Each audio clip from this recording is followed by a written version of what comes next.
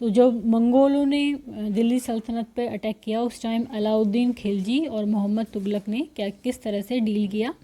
Alauddin Khilji, Delhi was attacks twice, Delhi पर 2 बार आक्रमण किया गया इन 1299 and 1300 and 1302 to 1303।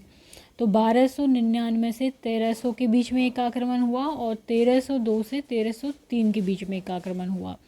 As a defensive measure Alauddin Khilji raised a large standing army.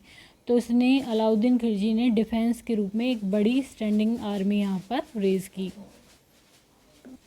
जबकि मोहम्मद तुगलक ने क्या किया, the sultanate was attacked in the early years of Mohammad Tughlaq's reign. तो मंगोलों ने जब मोहम्मद तुगलक का शुरुआती साल जब थे इसके शासन के, उस टाइम पर अटैक किया था। The Mongol army was defeated, और मंगोलों की जो सेना थी वो हार गई।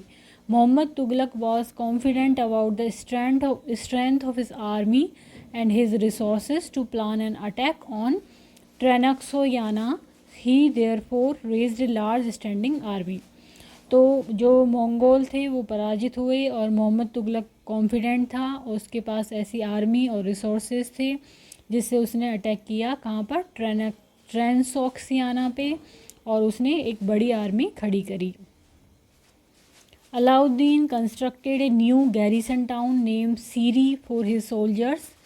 तो जो अलाउद्दीन था उसने कंस्ट्रक्ट किया, निर्माण किया अलग से गैरिसन टाउन का, जिसका नाम क्या रखा गया, सीरी। उसमें कौन रहता था, उसके सैनिक रहते थे।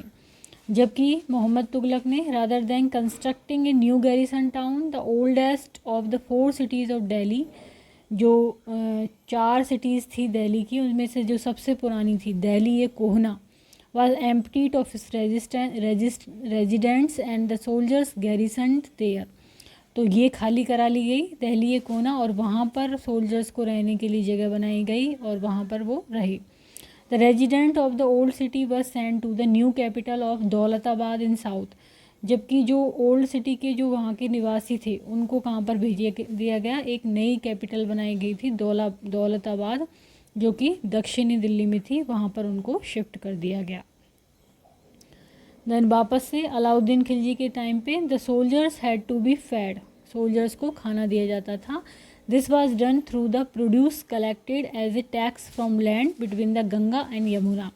तो गंगा और यमुना के बीच में जो भूमि थी वहाँ से जो टैक्स कलेक्ट होता था, उस पर जो प्रोड्यूस होता था वहाँ पर, उससे उनको सोल्जर्स को फेड कराया जाता था। Tax was fixed at 15% of the peasant seal. तो जो किसान उत्पन्न करते थे उसका 50% टैक्स फिक्स कर दिया गया था। जबकि मोहम्मद तुगलक के टाइम पे produce from the same area was collected as a tax to feed the army. Army को फीड करने के लिए उसी जगह से टैक्स को कलेक्ट किया जाता था। पर to meet the expense of maintaining such a large number of soldiers the sultan levied additional taxes.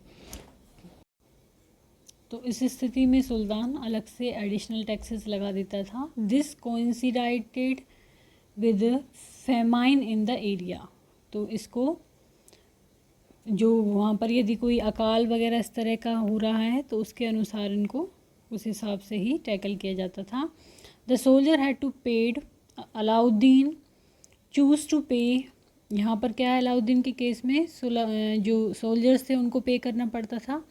Alauddin choose to पे his soldiers salaries in cash. तो अलाउद्दीन कैसे सैलरी देता था, अपने सोल्जर्स को कैश में देता था, रादर देन इक्ता के रूप में नहीं दे के। The soldiers would buy there supplies from merchant इन दिल्ली। जो सोल्जर्स थे वो अपनी जो सप्लाईज़ को कहाँ से बाय करते थे, जो दिल्ली में मर्चेंट होते थे वहाँ से। And it was thus feared that merchants would raise their prices. तो ये डर रहता था कि मर्चेंट अपनी जो कीमत है वो बढ़ा देंगे। To stop this Alauddin control the prices of good in Delhi में जो भी सामान थे उनकी प्राइसेस को उसने कंट्रोल कर दिया। प्राइसेस वर केयरफुली सर्वेड बाय ऑफिसर्स, जो होते थे वो केयरफुली सर्वे करते थे प्राइस का। And merchant who did not sell at the prescribe rate were punished. और जो मर्चेंट उस रेट पर सामान नहीं देता था उसको फिर पनिश किया जाता था। जबकि मोहम्मद तुगलक के टाइम पे also paid his soldiers, cash salaries देता था ये भी, but instead of controlling prices he used A token currency.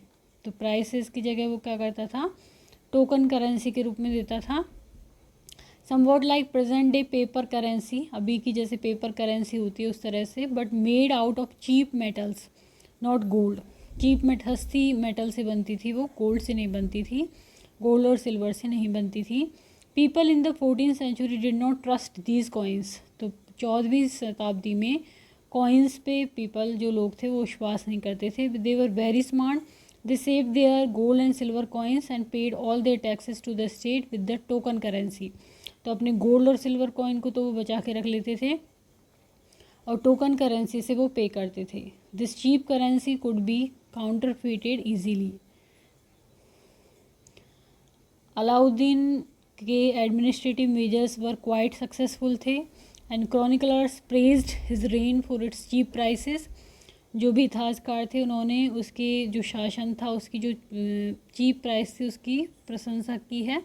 And efficient supply of good थी इन द मार्केट, उसके टाइम पे ही successfully withstood the threat of Mongol invasion के threat के लिए वो पूरी तरह से खड़ा हुआ था सफलतापूर्वक।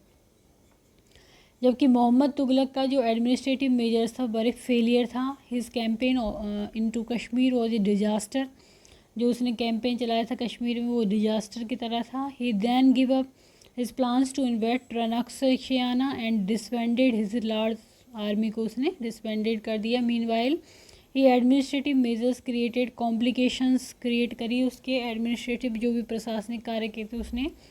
The shifting of people to Daulatabad was resented, the raising of taxes and famine in the Ganga Yamuna belt led to wide spread rebellion, उससे विद्रोही उत्पन्न हो गए टैक्सेस के रेज की वजह से। And finally the token currency had to be recalled, वापस से उसको रिकॉल किया गया टोकन करेंसी को।